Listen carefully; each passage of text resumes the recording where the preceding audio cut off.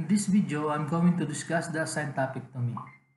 Introduction to Ethics, the scope and meaning of ethics, moral standards and human freedom, the moral agent, the act dilemma, the act culture and moral behavior. Introduction to Ethics.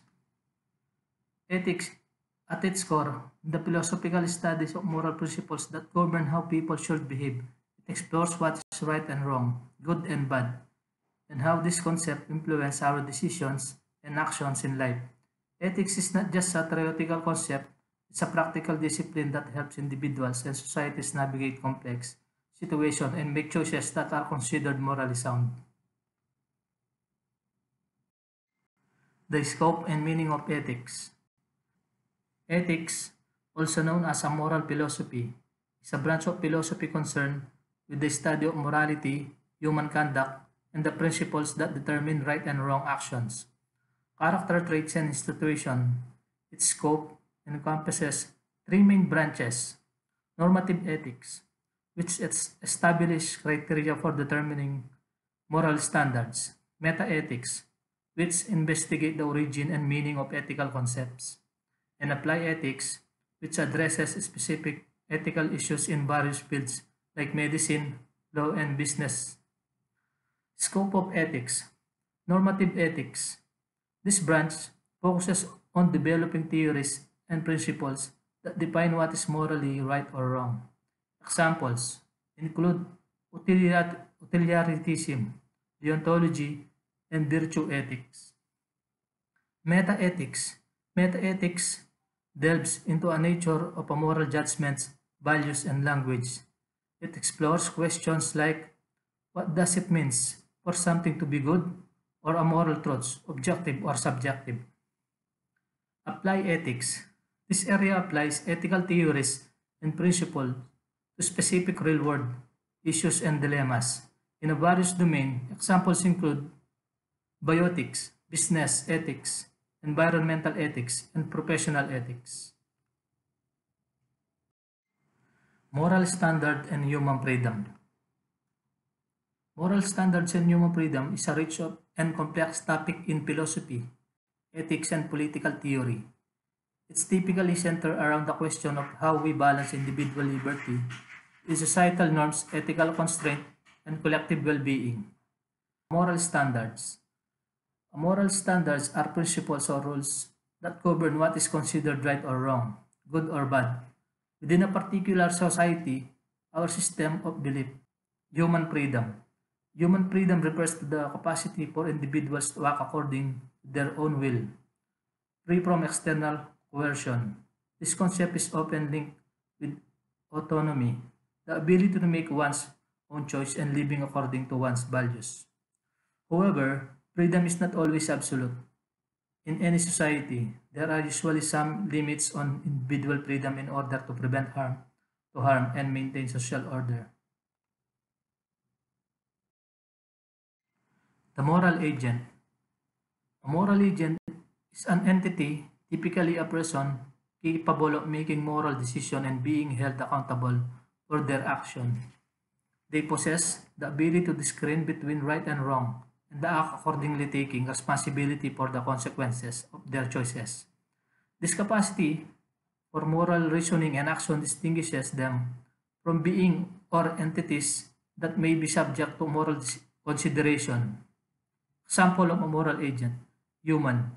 Generally, adult humans are considered moral agents due to their capacity for rational thought and moral decision making.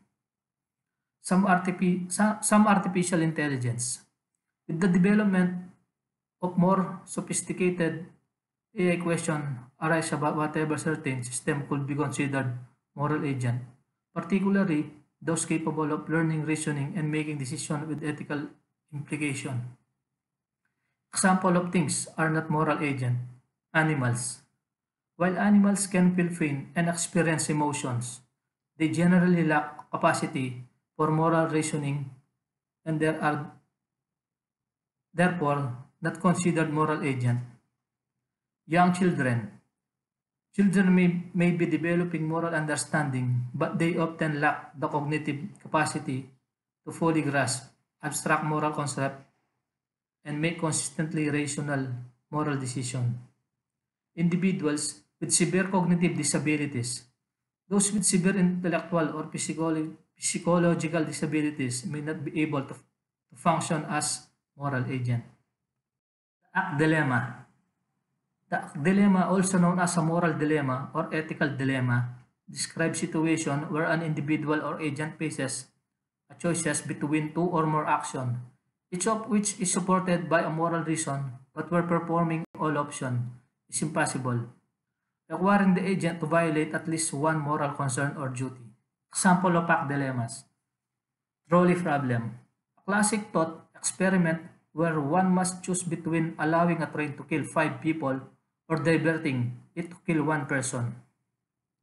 Professional ethics. A manager facing a decision about a loyal but frequently late employee when the handbook dictates zero tolerance for no-shows. Professional ethics. A person having conflict obligation, such as a parent needing to protect their child from abuse, but also feeling a moral obligation to remain in a marriage. The act culture in moral behavior. Culture significantly shapes moral behavior by providing the framework of shared values, beliefs, and norms that define what is considered right and wrong within a society. Influencing an individual preparation and understanding of ethics through social learning and enculturation, while culture influences moral development and behavior. It's not absolute, and individuals retain the capacity for free will to make moral choices, even if those choices violate from cultural norms. How culture influences moral behavior. Shaping moral standards. Culture establishes norms, rules, and standards of behavior through traditional and social institutions that guide how people interact and what is considered morally acceptable or unacceptable. Influencing perception. Cultural values, belief, and practices shapes a person's character and moral judgment from a young age, impacting their understanding of what is right and wrong. Social learning and enculturation. Individuals acquire moral values and behavior through social learning and enculturation processes, which are how they learn the moral codes of the culture they are raised in. Defining a moral agent. Culture provides the context within which moral agents who can discern right from wrong and are held accountable for their actions, operate and exercise their rational capacity and free will. Important consideration. Cultural relativism. This view posits the moral standards are determined by each individual culture. An act is only right or wrong within the specific culture context. Beyond culture norms, while culture provides strong influence, it's crucial to recognize that individuals can exercise free will to choose right from wrong, and universal moral values may also exist across societies. Dynamic nature of culture. Culture is not static, it's shaped by various factors and can evolve over time, potentially altering people moral understanding and behavior. Defining a moral agent. Culture provides the context within which moral agents who can discern right from wrong and are held accountable for their actions, operate and exercise their rational capacity and free will. Important consideration. Cultural relativism. This view posits the moral standards are determined by each individual culture. An act is only right or wrong within the specific culture context. Beyond culture norms, while culture provides strong influence, it's crucial to recognize that individuals can exercise free will to choose right from wrong, and universal moral values may also exist across societies. Dynamic nature of culture. Culture is not static, it's shaped by various factors and can evolve over time, potentially altering people moral understanding and behavior.